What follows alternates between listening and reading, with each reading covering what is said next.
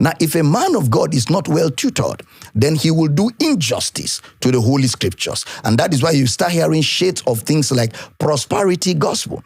There's nothing like prosperity gospel. What's the mission statement of Jesus? Matthew 1:21. She shall bring forth a son, and thou shalt call his name Jesus, for he shall save his people from their sins. Which means Jesus didn't come to make us prosper. He didn't come to give us money, cars, and houses. Why? Before he came, people had houses. Before Jesus came, people had cars. People were rich. So that's not why he came. He came to solve a problem that no human was capable of solving. And that problem was sin. And that is why he died, to pay the price for sin. So the gospel is the message of salvation. That's why Brother Paul will say in Romans 1:16, I'm not ashamed of the gospel of Christ. So the gospel is the gospel of Christ, not the gospel of prosperity or the gospel of any other affiliation. It's the gospel, the message of Christ, the word Christos, the one who died, was buried, and rose again the third day for the justification of a sinner who dares to believe in what he has done. So it is a lack of understanding the core message of the scriptures, because the Bible is a volume of 66 books written by 40 authors, 3 continents, 3 languages, all right? And it carries just one message. The message is the message of the Christ.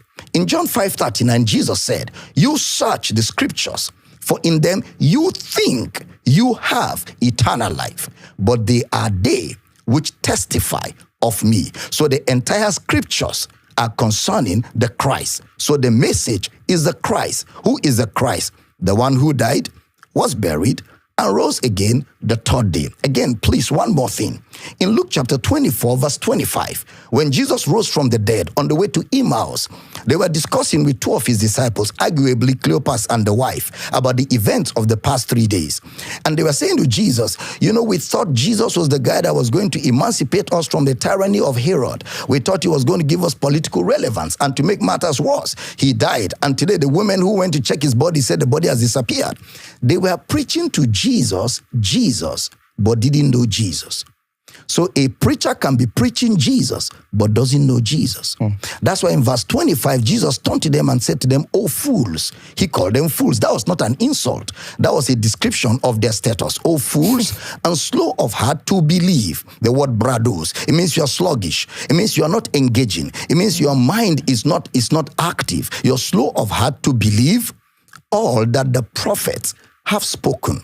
Ought not Christ to have suffered these things and to enter into his glory? Verse 27 says, and beginning at Moses and all the prophets, he expounded unto them in all the scriptures the things concerning himself.